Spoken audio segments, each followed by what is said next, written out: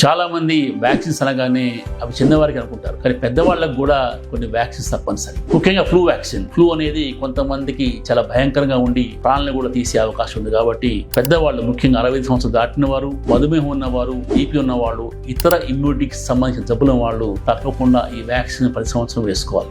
ఈ vaccine composition 10 సంవత్సరం మారుతుంది కాబట్టి 10 సంవత్సరం కూడా ఇది మాన్సూన్కి ముందు ఈ వ్యాక్సిన్ వేసుకుంటూ ఉండాలి. అది కాకుండా న్యూమోనియా కూడా ఒక భయంకరమైన సమస్య పెద్దవారిలో. అది రాకుండా కూడా మనకి వ్యాక్సిన్ లభ్యమవుతున్నాయి కాబట్టి న్యూమోనియా వ్యాక్సిన్ తప్పకుండా పెద్దవారు వేసుకోవాలి. ఇందులో 2 రకాల వ్యాక్సిన్ ఉంటాయి. ముందుగా మనం కాంజుగేటెడ్ వ్యాక్సిన్ వేసుకొని ఆ తర్వాత కొన్ని నెలల తర్వాత పాలిసాకరైడ్ వ్యాక్సిన్ వేసుకోవాలి. ఆ తర్వాత 5 ఏళ్ళకి కూడా ఈ పాలిసాకరైడ్ వ్యాక్సిన్ మనం రిపీట్ చేస్తూ ఉండాలి. పెద్దవారిలో ఇంకో సమస్య రిపీట్ జోస్టర్, దీన్ని మనం సర్పి అంటాం. ఇది రాకుండా కూడా మనకి ఈ మధ్య కాలంలో వ్యాక్సిన్ లభ్యమవుతున్నాయి కాబట్టి ఆ వ్యాక్సిన్ కూడా మీరు వేయించుకోవాలి. ముఖ్యంగా మధుమేహం ఉన్న వారిలో తప్పనిసరిగా వేయించుకోవాలి.